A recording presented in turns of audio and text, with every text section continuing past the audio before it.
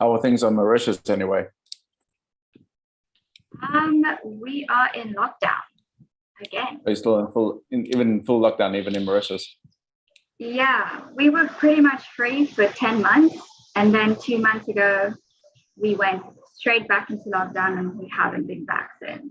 And we're not allowed on beaches. Oops. Sorry, so we're live streaming. I just could hear myself speaking. We are currently on YouTube live streaming and I've posted the link here in case you guys want to see. Yeah, so we're back in lockdown, which is very annoying.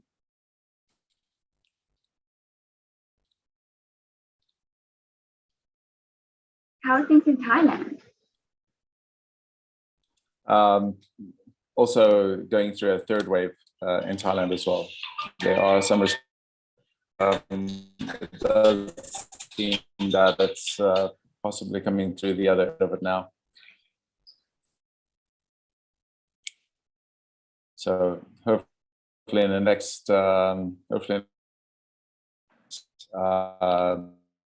we'll progress forward.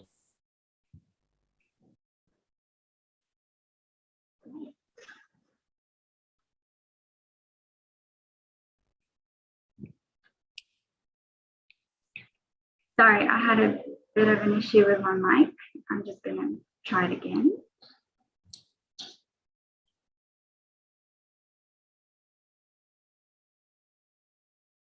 Can you all hear me?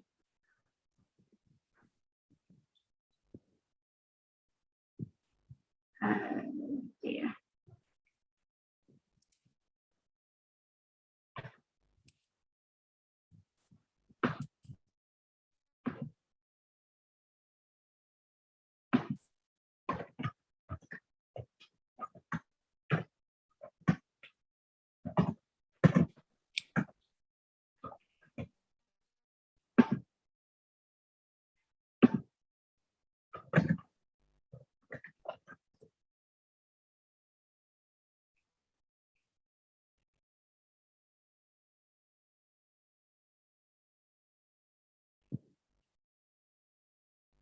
Okay. Okay, we can start now. Hello, everybody. Thank you for joining us today. We're on day 2 of our World Ocean Week webinar series at Divers for Climate. Divers for Climate is a community-led initiative that aims to normalize climate conversation and motivate climate action throughout the global dive community. We are joined today by some very high experts in sharks. Sharks are probably the favorite thing divers see on a dive. It gets us very excited and everything, but today we're going to talk about them in a changing climate and how climate change is affecting them. We know there are many threats to sharks, overfishing, shark finning, but we also know that these are talked about extensively, unlike climate change. So today we're going to focus on climate change and sharks. We also know that sharks highly increase ocean resilience and they're very important to a healthy ecosystem.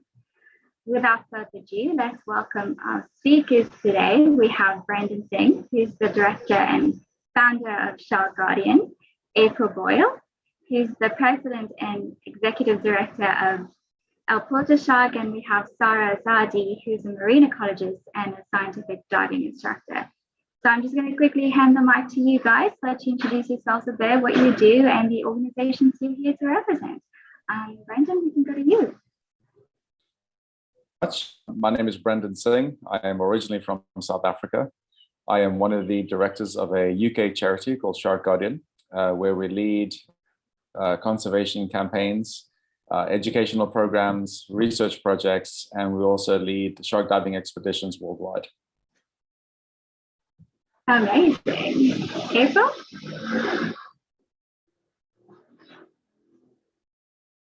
April. There we go, not on mute.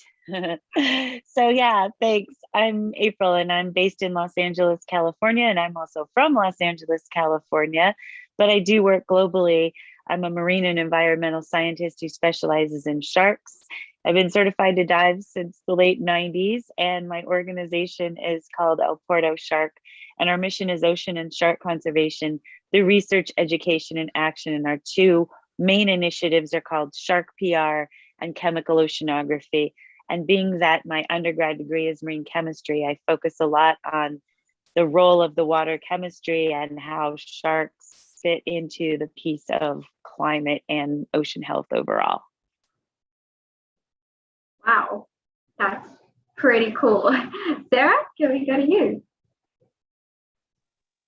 Hi everyone, my name is Sara and I'm basically from Iran, Tehran, but yeah, now I'm traveling all around the Persian Gulf. I'm marine ecologist and I work on the shark behavior and shark population. So basically, normally on south of Iran or Qatar and Oman.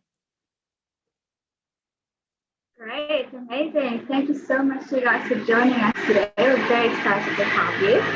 So we're going to jump right into it and go to our very first question, which is how is climate change affecting sharks and shark population? You can say whether it's in specific areas you've worked on, so Sarah, you can talk about the Persian Gulf, or how is it affecting sharks generally? Maybe Brendan, we can go to you first. Sure, thank you very much. When it comes to climate change, I think that because it really does affect absolutely everything. Climate change affects our climate, it affects ecosystems, migration patterns, and of course, when you look at sharks, because they're apex predators and do control so much of our ecosystems and our food chains, the climate change is certainly going to affect them as well, definitely. I must admit, I don't think there's enough research and study to know the full scope of how increased climate change is going to affect shark populations in the long term. But it certainly is going to remain to be seen. But one thing I think we do know for sure is that there is going to be a change, and whether that and how extensive that change is going to be and how that's going to affect marine ecosystems is something that we have to look out for. Yeah, absolutely. April? Thank you. So I look at it from the other angle of the role that sharks play in the changing climate on the planet as the apex predator, as Brandon said. So that's twofold. In one, the way all animals sequester carbon in their bodies, and if we take more of them out of the ocean, there's not as much, which to a lesser extent is the part where sharks regulate the ocean as far as sick and injured animals, etc. There's a couple of great videos out I always show when I'm teaching that Pew Trust made, where you remove that top predator and it shows how it breaks down the entire ecosystem, causing trophic cascades and trophic downgrading, which is part of climates, and it's a whole interconnected thing. So where my work talks about how they fit into why we have to save them now and not when we run out and the climate is messed up, how it's going to affect them. So on the more preemptive side, which is pretty interesting. Yeah, that's really, really interesting. And I think that's a great thing that you both brought up, like sharks are apex predators, remove them from the ecosystem and everything just collapses. Sarah, we can go to you. In your research, have you seen anything happening to sharks in the Persian Gulf in regards to climate change? Yeah, unfortunately, as all of us knows, that climate change has started and it's just quickly happening everywhere, even starting in our backyard. You can see it everywhere, not just in the ocean and for the sharks, but yeah, unfortunately, at least for us, that as a shark researcher, we can see a lot that it's changing everything. The sharks are at the top of apex predators in the ocean, and they can kind of manage and govern the ocean. And without the sharks, really, everything will change, not just for the ocean and the marine animal or the marine lover. Everything will change. So, as for example, in the Persian Gulf, step by step, every day that you go to the ocean or to sea, you can see that we have really kind of the dead zone, we're just going to the point that we'll see nothing in the next future, and we just we must do a step just now, not maybe next 10 years or next 15 years. We need to action just now, which we need to stop it in any way that we can.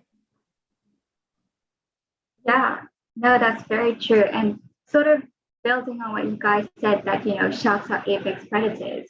What would an ocean without sharks look like? That's a very bold question, but what would it look like? How would it affect, you know, probably every other ecosystem there are?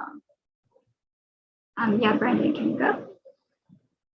Sure, yeah. Well, as apex predators, they're positioned at the top of the ocean food chain, and they have a direct relationship with all the other species below them. And ultimately, as was said earlier, you know, there's a link between sharks and almost every other marine species in oceans to some degree.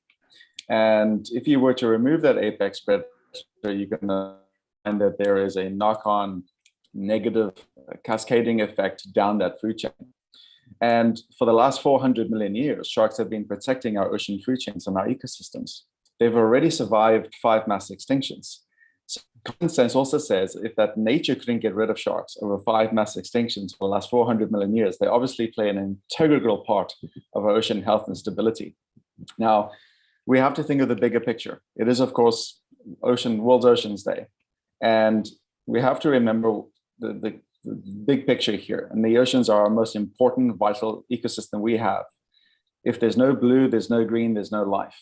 The oceans do control our climate. They provide food and resources and medicine. And most of the oxygen we're breathing right now comes from the ocean, right? And for the last 400 million years, sharks have been keeping that ocean protected and balanced and healthy.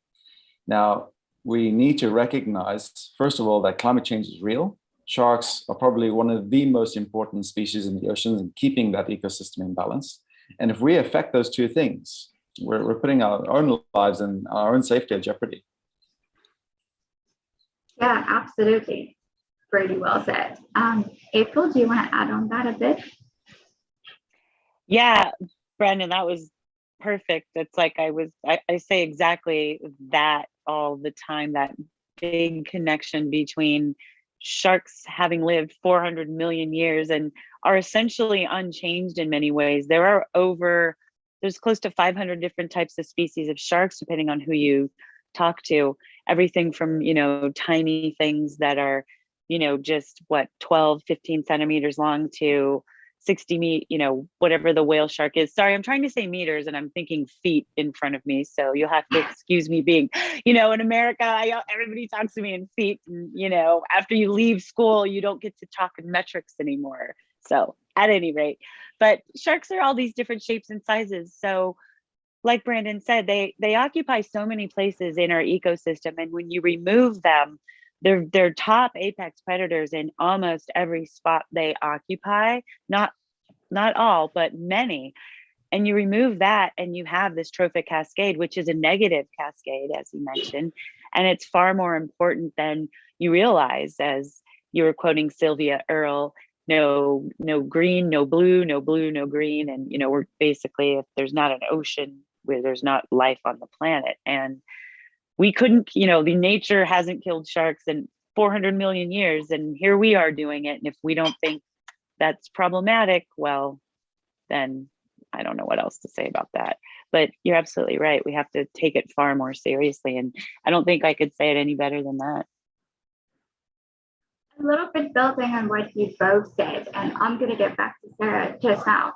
Why do you think there's such a gap when talking about climate change and sharks, or talking about climate change research in general, when it comes to, you know, the ocean? Like, everything else is widely talked about.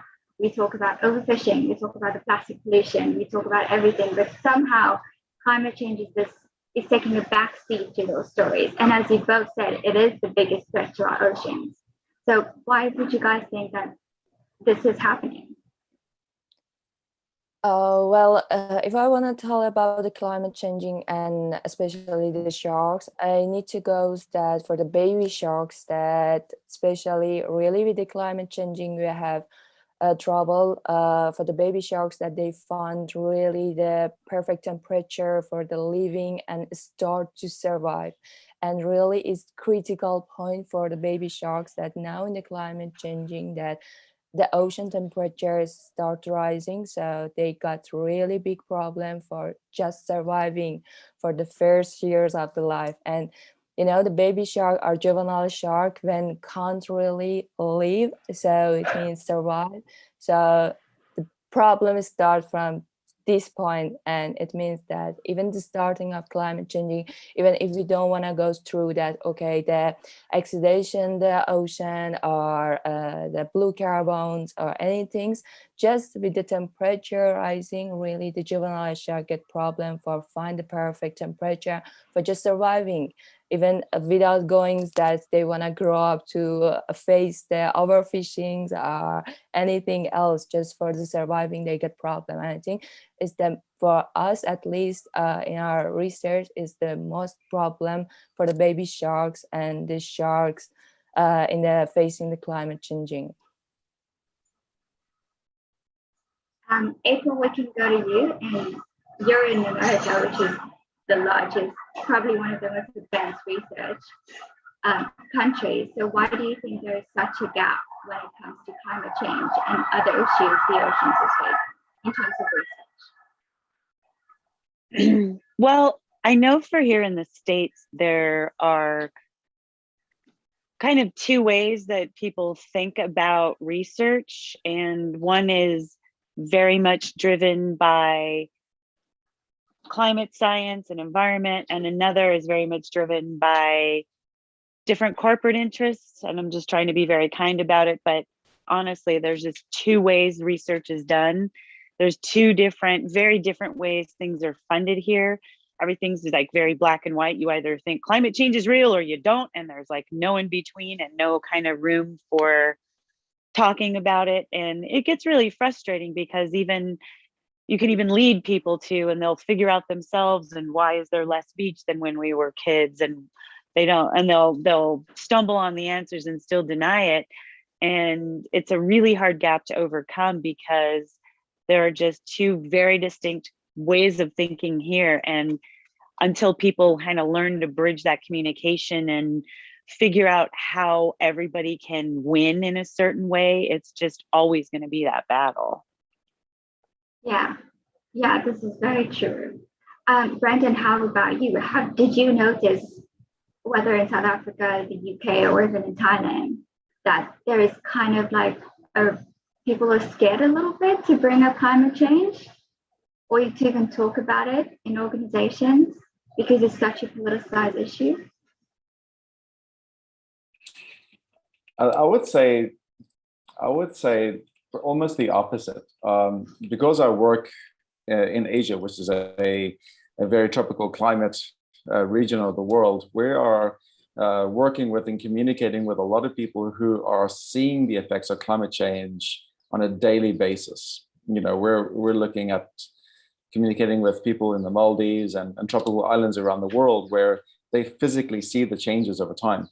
So I think one of the problems you have when you try to discuss climate change in very large continents where a majority of the population lives on the coastline and then everybody else lives inland, they just don't see it, so they don't think it's real.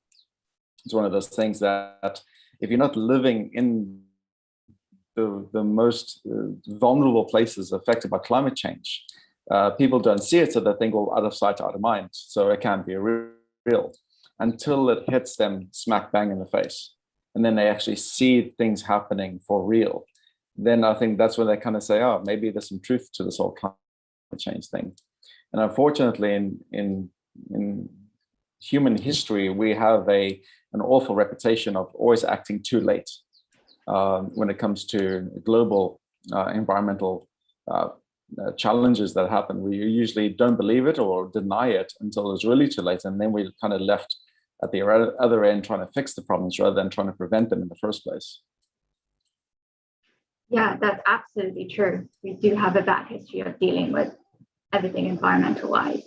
So still talking a little bit about climate change and how to approach it, how do you think we can protect sharks into the future to maintain that ocean resilience to climate change? What do you think there is in the future for shark conservation?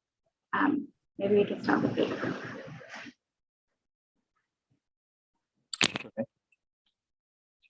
April, can you go?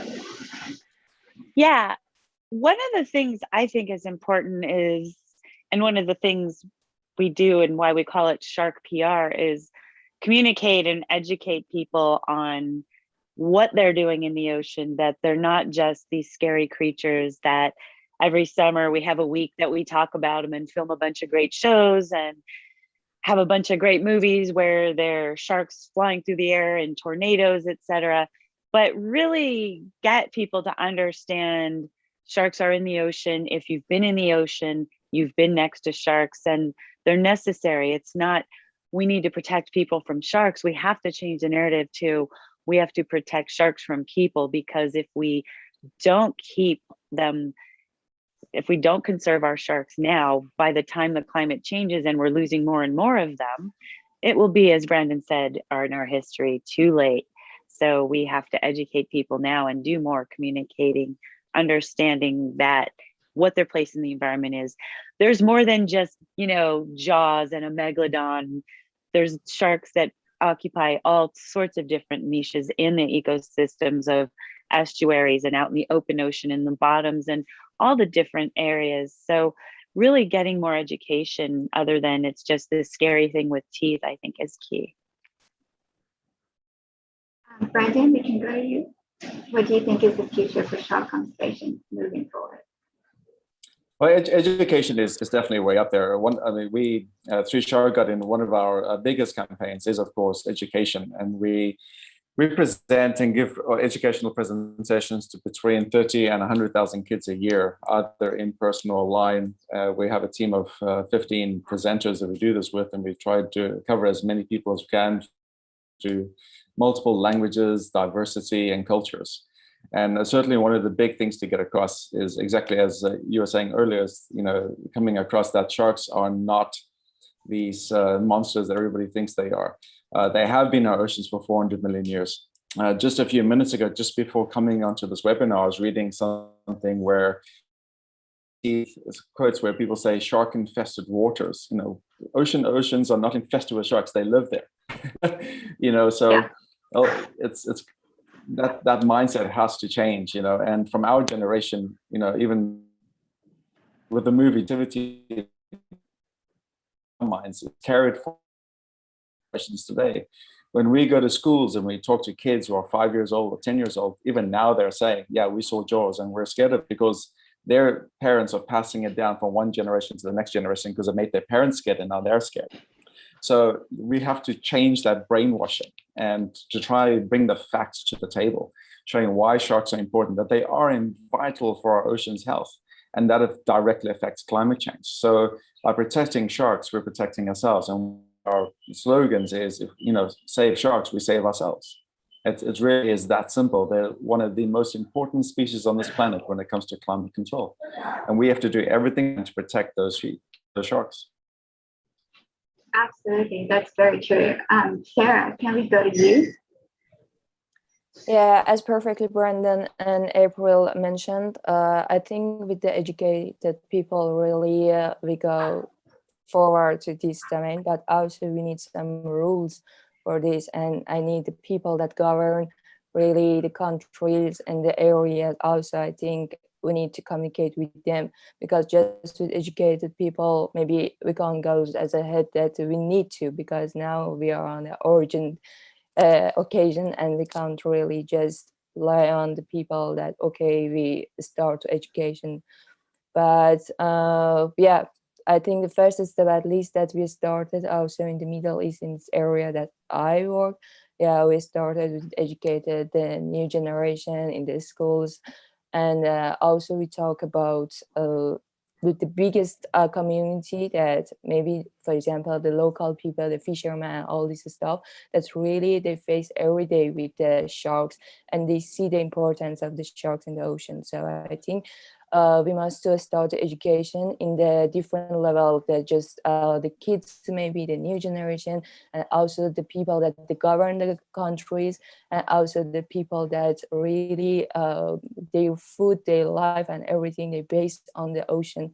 And we can say, okay, they rely on the sharks.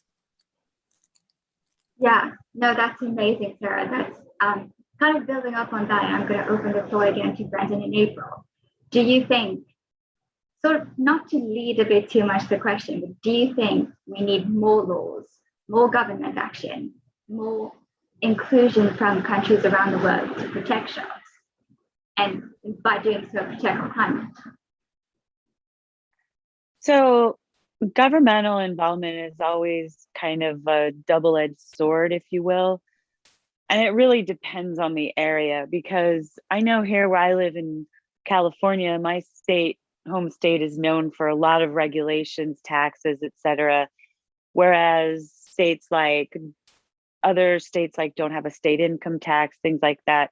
So it really depends on where you go. And I think more than more regulation, we need kind of a bigger agreement on what we all want to do at kind of a minimum, because while we can be regulating everything here off the California coast, down in South Africa, that could have absolutely no effect on their shark population, which is maybe being affected by what they're doing in Australia. So until everybody can kind of get together on a baseline, if you will, or kind of a minimum requirement, I think more regulation in any place is kind of like, putting all the spackle in the dam in one spot while there's holes in other places. And so I think just coming together on the scientific community and really getting everybody to a common ground where you're going to have people arguing to a certain point, but at some point we all understand, okay, water's wet, the ocean has waves, we can build on small things, as ridiculous as that sounds, but just find things and find common ground. And a lot of times that's money.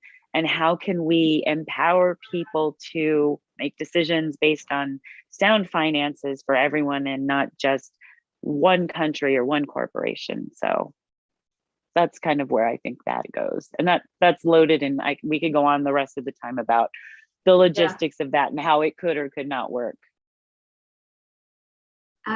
Yeah, Brandon, what do you think? Especially, and a little bit of what you mentioned, that you saw that you read a headline that said shark infested waters, and South Africa is actually off the coast of KZN, known for putting in rules and regulations that stop sharks from coming into the bay.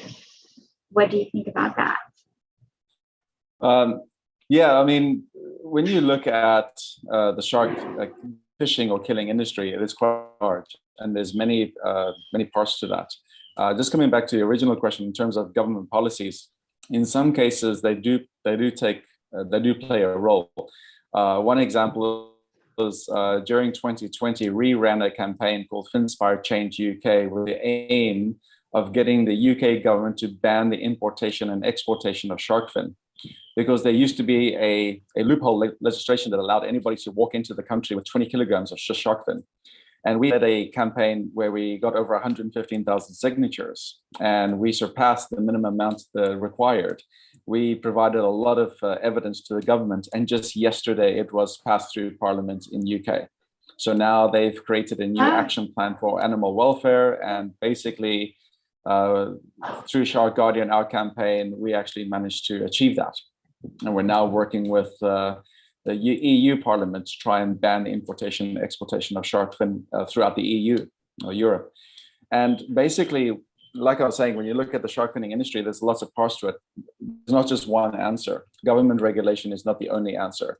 But what we can do is you can work with corporations and corporations to kind of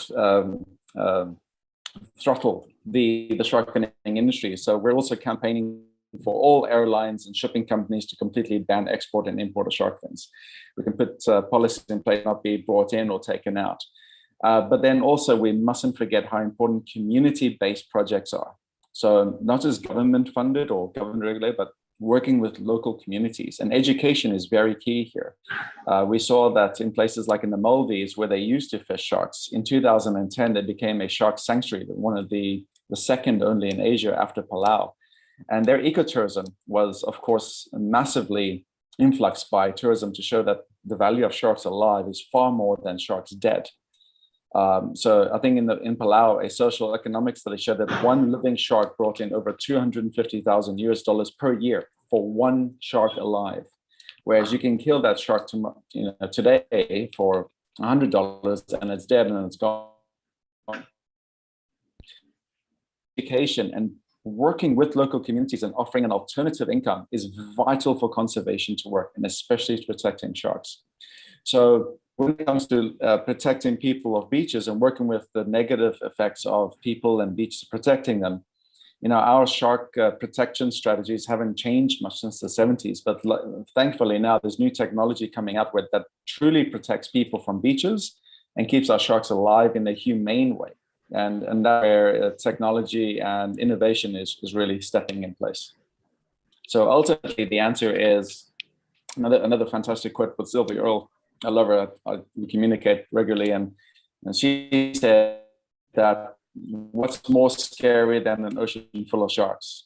An ocean without any sharks is frightening. Yeah, amazing. Well, first of all, congratulations, Brendan, on the campaign and the successful campaign and getting it past the parliament. That's amazing. Well done. Thank you. So kind of like for our audience, the vast majority of them, there's a sense of hopelessness when it comes to these big issues like shark conservation, climate change, because you see that governments or even communities don't take it as seriously as it should be.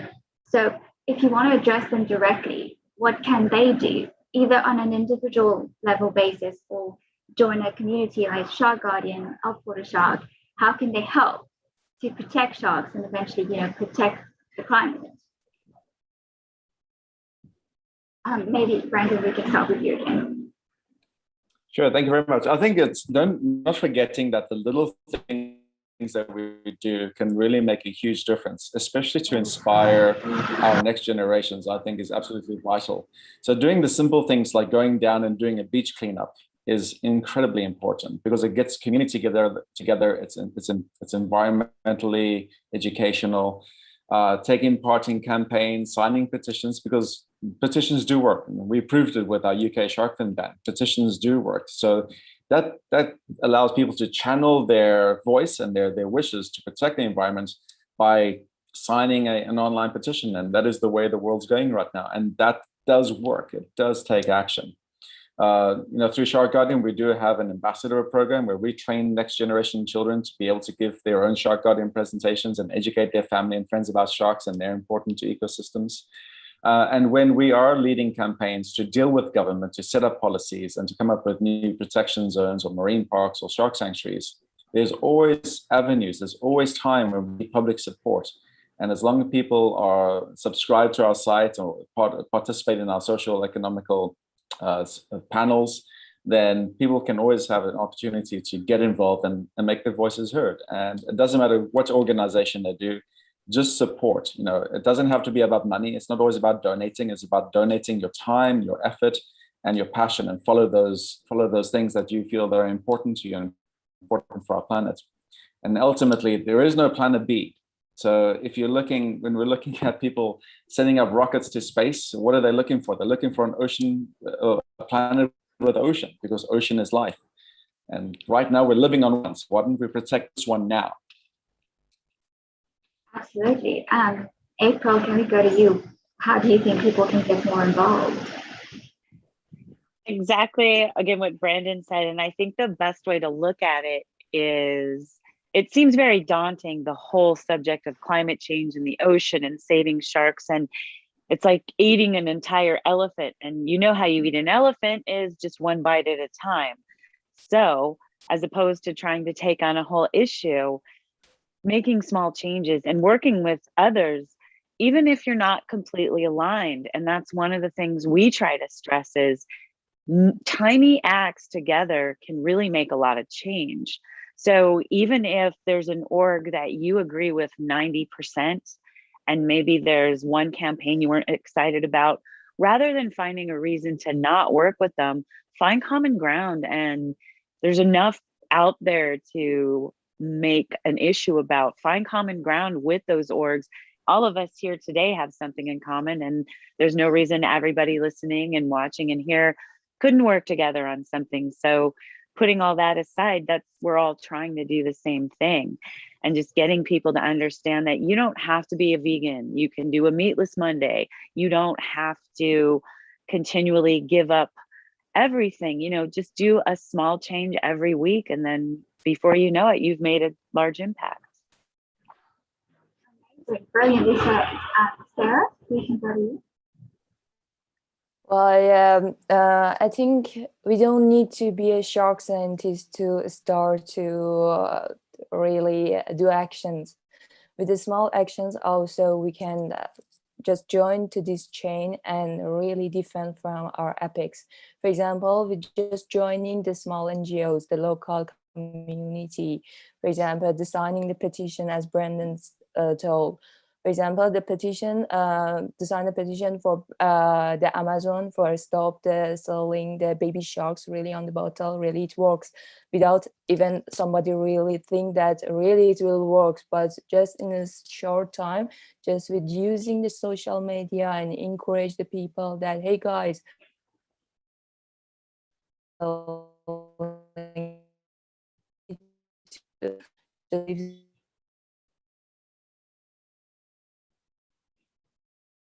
Sarah, I think we lost you a little.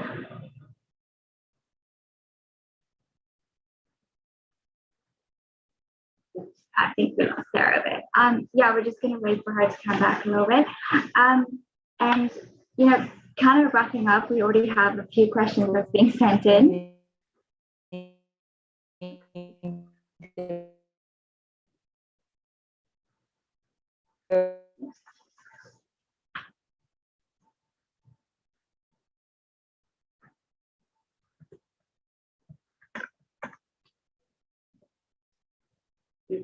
We definitely lost her. Sorry, everyone. We actually had a question that came in just for her right now. Oops. Sorry. Yeah, so we're going to switch a little bit to questions before we wrap up. We have quite a few. I don't think we'll have the time to go through all of them. But the first one, and I think it's very well in both of your line of work, how can I convince someone who doesn't dive that sharks are important? Well, figure out what they are like. I actually I'm a diver, but I'm more of a surfer, and I know plenty of surfers who aren't divers, and they understand it. People who walk down the beach, people who spend time reading. I mean, like Brandon was alluding to, and I think Sarah was talking about it also, was community scientists. There's more people who are community scientists than you realize, and that's how people get involved, and that's how people understand the shark world. You don't have to be a diver. You can be someone who is walking along the beach every day. You can be someone who's a surfer. You can be a swimmer. You can be an inland intern for a shark org. I mean, you don't have to be a diver. There's so many different ways to get involved. You find an organization that fits your, matches what you like, whether it, if it's with sharks, there's orgs you can donate your time as a coder, you can donate your time as a PR person. So you don't have to be a diver in order to protect sharks. Brandon, what do you think? How do you convince someone who doesn't dive that they need to get on board with protecting sharks? Well, the first thing is always person to come for a Discover Scuba or snorkel dive with me and go see sharks in the water themselves. Because my whole, my personal dive with sharks when I was younger, but until I actually saw my first shark in the open ocean, it changed my life forever. In fact, as soon as I saw the shark, it disappeared in 3 seconds. It was gone. There was no music. The shark didn't try and circle, didn't do anything. And literally in those 3 seconds, I realized that everything that everybody told me about sharks was completely wrong. Everything that my parents warned me about sharks is completely wrong. And until I saw that shark for myself, the first time in the open ocean, it changed me. That's why I went to university, did shark research, dive many times with great white sharks, 5 years of research there. I led shark diving expeditions around the world, and it never changed. Every single time I took a new person into the water to see sharks, that they had that same life-changing experience that I had. And even now, after thousands of dives, I still get giddy even, you know, every time I see a shark now, I still like, it's like seeing it for the first time. It just never changes. That impact I love to share with everybody else. So if there's anybody who's ever scared about sharks, I'm like, come dive or snorkel with me, and you know, let's go face this head on, and you'll see how amazing they are. Absolutely, yeah, that's really amazing. Like getting them to experience it, just see them in their natural habitat. And see, you know, it's not about jaws staying in the background. They're not gonna bite your leg off. Yeah, that's it. Yeah, that's very well said. Sarah, we just had a question come in for you, specifically about your research, and the person's asking, in your research on baby sharks, have you found any correlation between the presence or absence of adult sharks, and if that correlates to any fluctuation in environment parameters that eventually links to climate change? Yeah, unfortunately, on the baby sharks, for example, the baby black tip sharks, that especially I work on them, and we have mostly the endemic on the Persian Gulf. We can see clearly the climate changing on them, because, for example, on the pH of the ocean and of the water, it starts rising, and with the baby sharks research you can see it, that on our research you can really feel it. The pH and the temperature of the water is start rising, and you can see the leg of the baby sharks. For example, in our area you could see, for example, in some areas that especially we works on them, but supposed to, for example, last 2 years, the percentage of their presence is really decreased. So I think really the climate changing, especially in our environment, in our area, really it's absolutely clear on the baby sharks. So I think at least here in our area, we need to do urgent actions, because if we wanna just look on it and just follow it and we'll see, okay, what will happen, I'm sure that we don't face any good things, and maybe even next 2 or 5 years. Oh, you think it's that imminent? Like in 5 years, it's going to change drastically? Yes, absolutely. And just sort of a little bit building on that, have you noticed any changes with the adult populations of sharks in regards to, you know, how many baby sharks are now arriving, or, you know, not coping well with the rising pH and the rising temperatures of the water?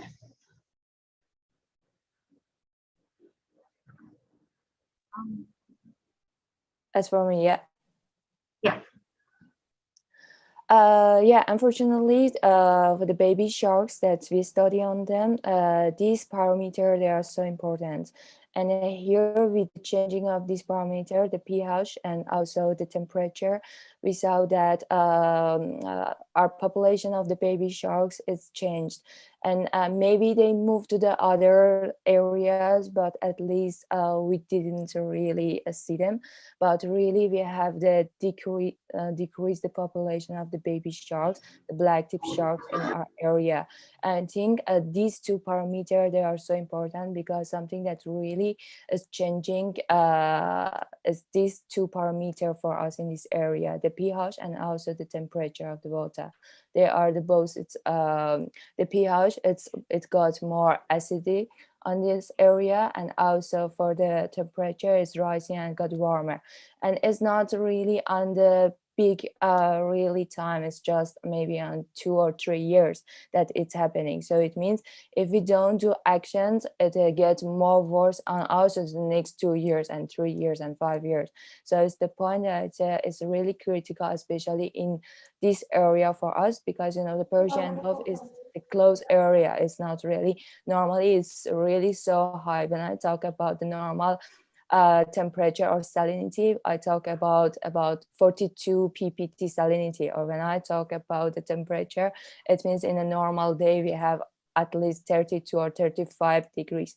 So it's not really so also normal area. It's a really close area, and the changing climate in our area really is so shown. So it's the point that I say, really changing on the pH and changing the temperature, really it has the high effect on the baby sharks.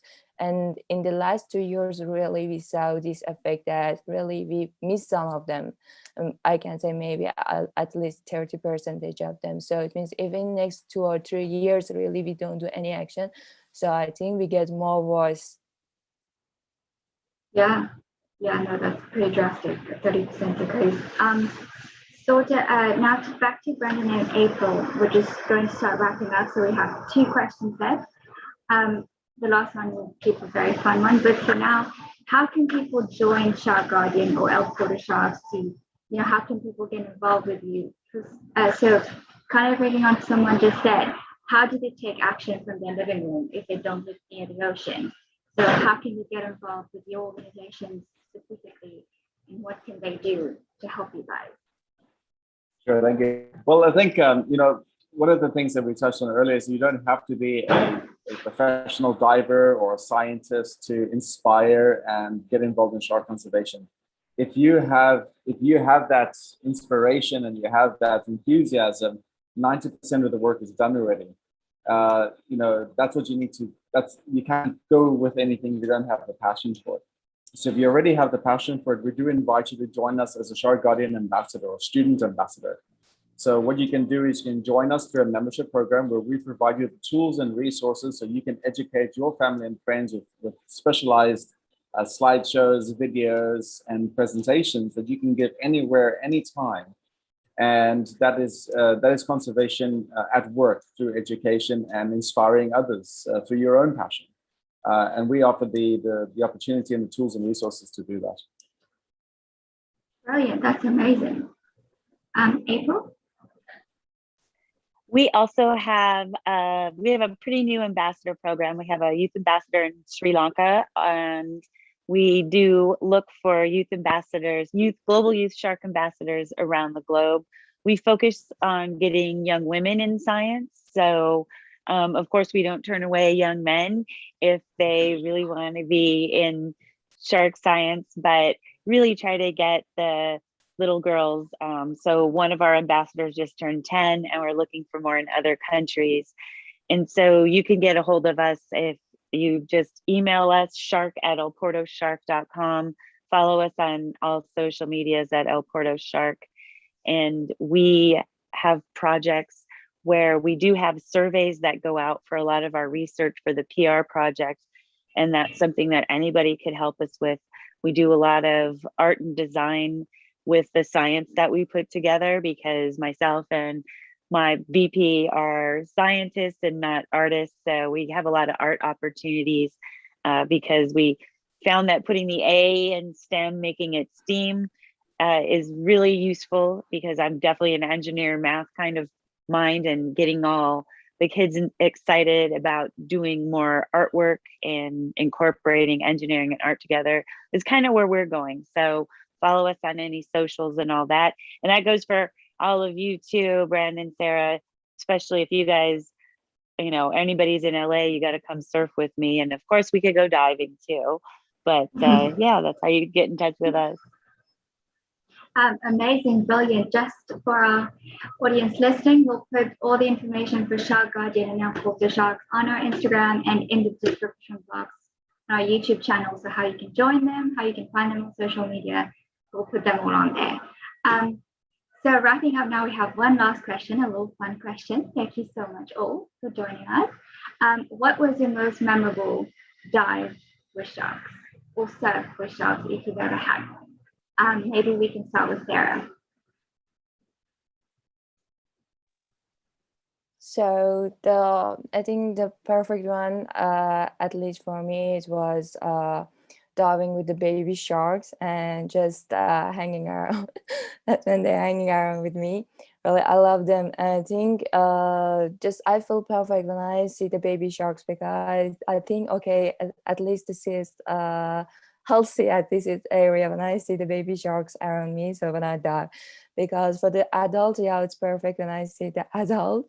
But for me, the baby sharks, really, they are so interesting, because I know the new generation at least still is on the water. And I feel, okay, now I can say, okay, it's fine, at least for this moment. So, okay, the diving, absolutely, it's perfect. But the diving with baby sharks, when I see them, I say, okay, so it's perfect now. Yeah, no, that's amazing. That's brilliant. April, what was your most memorable shark encounter? I guess the most memorable recent was November 2017, Guadalupe Island, with a shark called Screaming Mimi, I think she's about 18 feet long. And she just kept getting closer and closer and closer. And I made sure that I had my GoPro here so I could see her with my own eyes and really remember how graceful and beautiful she was. And that's how I can totally, that and the year before is how I can totally say Quint was wrong. Sharks have great white sharks have these gorgeous blue eyes. They're not black like doll eyes. And and this one girl, Mimi, kept coming closer, and how graceful she was. No matter how close she got, you could just barely feel her go by you, and just most beautiful animal. And I could have reached out and touched her, but I'm very much don't touch wildlife. And she was just so amazing. That was probably the most memorable encounter, and I have a lot of it on video, so I get to look at it all the time. Amazing. Brandon, maybe we can say your top three, because I mean, you dive with sharks extensively. Or maybe your top three species that you've encountered. All right, sure. Well, I'd say my number one experience is also with a great white shark in South Africa, but it's the setting it was in. You see, unfortunately, most people who get to see great white sharks will usually have to watch them from a cage. There's usually some bait involved, and their behavior is altered a little bit. And my best encounter with a great white shark was a great white shark in their absolutely completely natural environment, with no change or nothing's been altered from a human perspective at all. And it's a very specific place in South Africa where you can dive, where there's a seal colony. And if you go at the right time of the year and you just sit in the sand, you'll see great white sharks passing by, and their behavior and their body language is completely different to when you see them either from a cage or from some kind of cage diving operation. And that is a big part of our philosophy is the best way to see sharks is in their natural environment as naturally as possible. There's nothing else that comes close to that.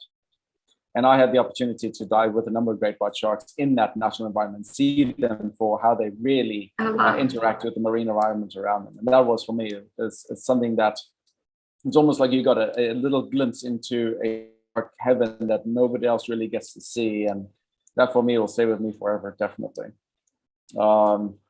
My other really great experience with sharks, I would say, is well, in South Africa. I don't know if anybody's seen a recent documentary that's called My Octopus Teacher. But in that documentary, there's some video of these cat sharks. They're called Pajama Sharks, or striped cat sharks, and they're endemic to South African coastline. They're nowhere, you can't really find them anywhere else in the world, and they're kind of black and gray striped, and they're fantastic. And also off the coast of Cape Town, my third experience is diving with Sevengill, Broadnose Sevengill sharks, and they are spectacular species. They've been around since before the previous ice age. You know, you're looking at sharks, species that have been here for more than 60 million years already. So coming face to face with these sharks is like taking a little peek into evolutionary history. Yeah, amazing. That's brilliant. If any one of our audience is saying Cape Town, South Africa is where you should go to see sharks, because we have all of it. Yeah, so just wrapping up now. Thank you so much for joining us. It was very exciting talking to you. Thank you so much for staying up late, April. It's 10 o'clock where you are. Thank you very much, Brandon. Thank you, Sarah. And yeah, that's it for us. Cool. Thank you. Thank you. Bye-bye, everyone. Bye. Thank you very much. Thank you.